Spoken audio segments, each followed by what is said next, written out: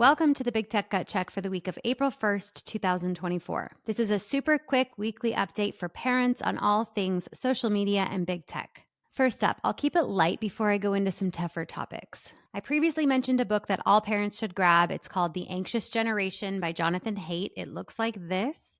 As of yesterday, it's a New York Times bestseller. I truly believe this book is going to change the tide, that it's going to help get ourselves out of this phone-based child rearing, child harming place that we're in and back into play-based childhood, more positive mental health trends. There are 4 simple suggestions in the book to create a foundation for a healthier childhood in the digital age, and that is no smartphones before high school, no social media before 16, phone-free schools, and far more unsupervised play. I super highly recommend you grab a copy of this book. At the very least, watch one of Jonathan Haidt's interviews from this week on Joe Rogan or any of the major news sites. Okay, next up, I said I was going to get heavy. So one research update for this week.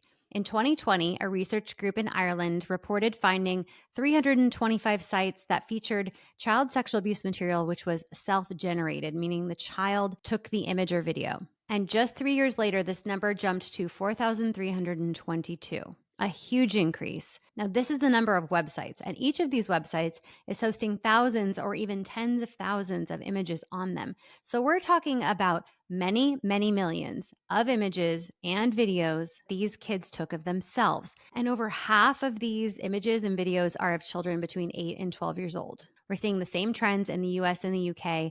This is relevant to everyone. So how or why is a child that young as 8, taking sexualized images of themselves and sharing them online? Well, these kids are being given devices without restrictions and without monitoring.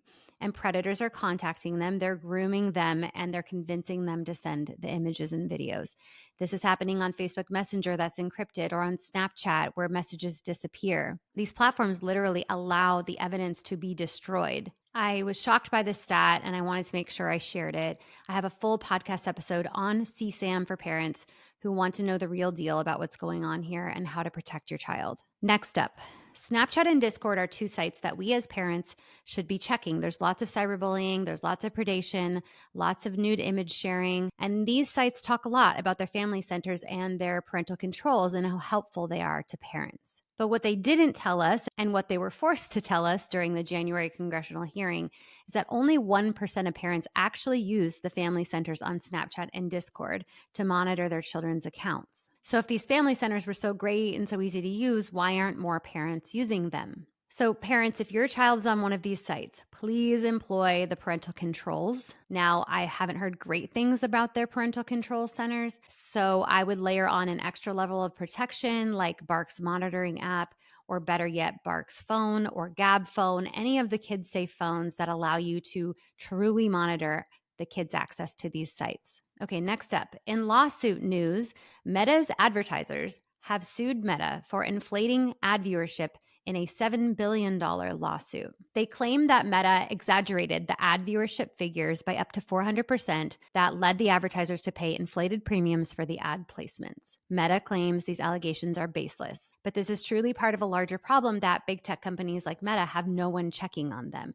There's no legislative body confirming the numbers that they give. It's kind of like grading your own homework. And they've been known to inflate or underreport data previously. For example, we found out that Instagram's own internal research showed that teens are 100 times more likely to witness or experience cyberbullying in a week than Meta publicly claimed they do in a year. Part of the Kids Online Safety Act, KOSA, which will hopefully be passed this year, is to create a regulatory body so that big tech firms have someone to answer to, someone checking their data. Speaking of checking their data, I got up close and personal with Snapchat this week, and I wanted to keep you guys updated on that. So it started with my interview on Fox News on Monday. I was asked to appear on America's Newsroom and speak about Snapchat's ranking feature, which was just called out by the Wall Street Journal for fueling teen anxiety. Basically, this feature allows users to upgrade to Snapchat Plus in order to see where they rank with other users. And rankings are based off of how much they interact with each other. Snapchat was not happy with how I portrayed the feature on Fox News and requested a call. So I got on with a comms team member and a senior director of policy at Snapchat. They took me through the feature, which after having been walked through it, I still find it concerning. And I asked the team members many questions, one being what value this ranking figure provides to minors. Their response was to share statistics with me. So they shared that only 1% of Snapchat users pay for Snapchat Plus, and that most of their users are adults. Now, 1% feels like a really small number, but when you talk about 800 million monthly users, that 1% is a large number, more like 8 million. So basically, though, they were not answering the question directly about the harmful feature, but telling me that not a lot of kids are using it anyways.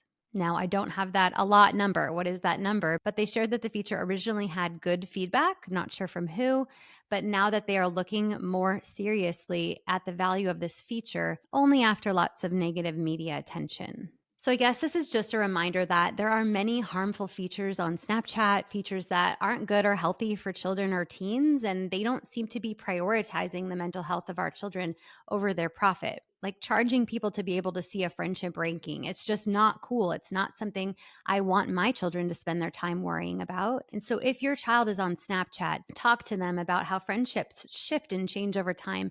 And that's normal. And what's not normal nor healthy is to assign a ranking order to friendships. Okay, that is all for this week on the Big Tech Gut Check here on Scrolling to Death. I will catch you next week.